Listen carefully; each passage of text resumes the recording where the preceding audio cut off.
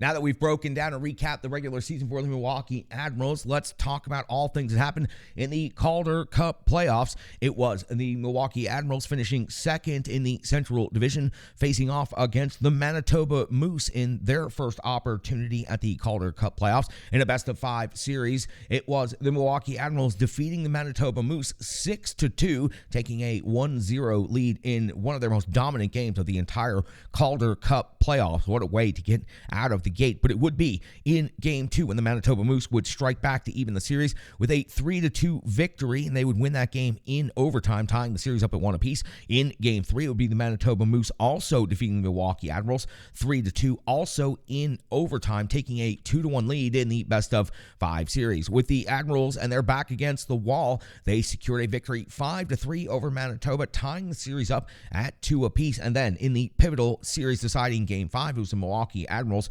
winning the game 2-1, taking the series versus the Manitoba Moose 3-2. That would allow the Milwaukee Admirals to get into the third round, and that would take place against the Texas Stars, another best-of-5. It would, in fact, be the Milwaukee Admirals defeating the Texas Stars in Game 1, 2-1 to take a 1-0 lead in that series. And then it would be the Milwaukee Admirals falling 5-3 on home ice to the Texas Stars, evening the series up at 1 apiece. In Game 3, the series would shift to Texas.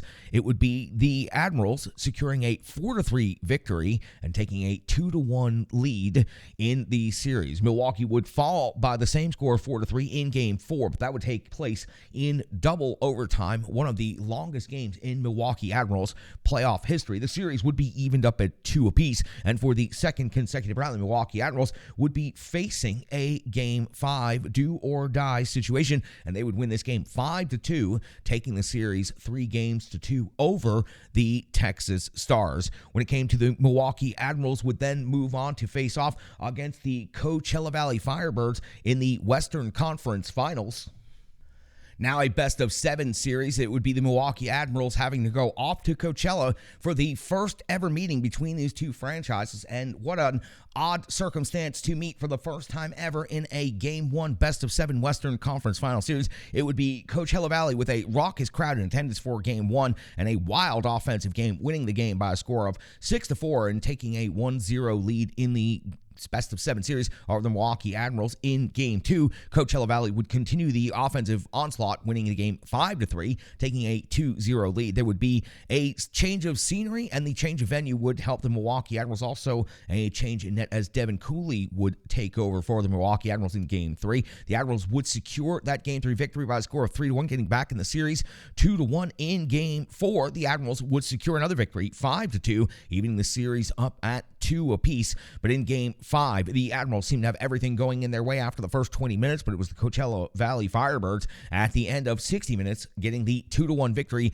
taking the 3-2 lead in the best-of-7 series and heading back home for Game 6. And in Game 6, it would be Coachella winning 4-3, eliminating the Milwaukee Admirals, outscoring them by a combined score of 20-18 in the series and eliminating the Milwaukee Admirals in 6 games. One heck of a run for the Milwaukee Admirals. They made it all the way to the Game 6 of the conference finals. The Coachella Valley Firebirds are now facing off against the Hershey Bears in the Calder Cup best-of-7 final series, but the Milwaukee Admirals season has come to its conclusion. I gave you the individual statistics for the Admirals in the regular season, so let me update you on the Admirals stats at the end of the playoffs. We saw continued success from Luke Evangelista, who had 4 goals and 11 assists in the playoffs for 15 total points. Mark Del Gaizo, 4 goals and 8 points for 12 assists. Afanasi had 5 goals and 6 assists for 11 points in the playoffs. Sherwood, 4 and 7 for 11. Gross, 2 and 9 for 11. Joachim Kemmel really emerged on the scene as a significant offensive threat.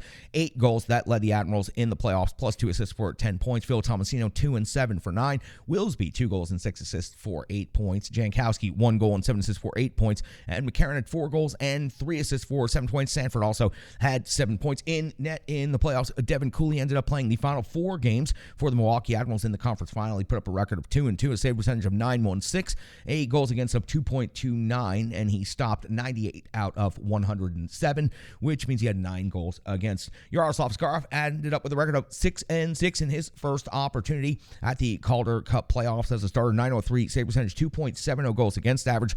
He faced 349 shots on goal. He stopped 315 of those. He gave up 34 goals against in the Calder Cup playoffs. Had to be replaced in the conference finals because of some loose play and some soft goals.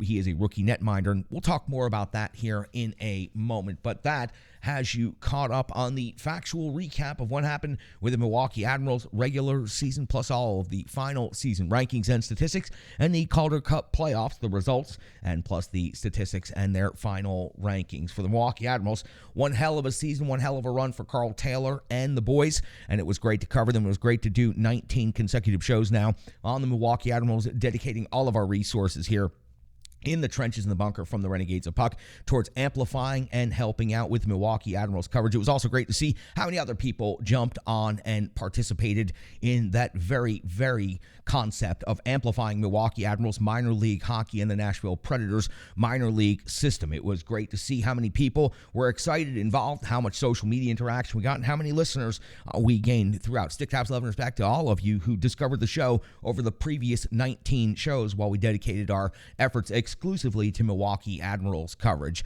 We'll be very happy here to recap what we've seen so far in the regular season playoffs, some analysis, and Rachel K coming up. And then, well, it's time to pivot back to all things happening in Nashville because the NHL awards are coming up. The NHL draft is also going to be in Nashville, and free agency is coming up soon. And that, of course, is going to affect everything from the Nashville Predators down through the Milwaukee Admirals and their brand new ECHL affiliate in Atlanta. Welcome, Gladiators. Look forward to getting down there and seeing you again. I remember the team that you were many, many years ago before you moved to Atlanta. As a matter of fact, when I covered the ECHL, I covered the original version of the Atlanta Gladiators. Looking forward to getting down there now that they're part of the Nashville Predators farm system. So that news has also come out in the last couple of days. Let's take a quick break. Let's come back. Let's get some analysis in, and then we'll turn it over to Rachel Kane. We'll wrap things up.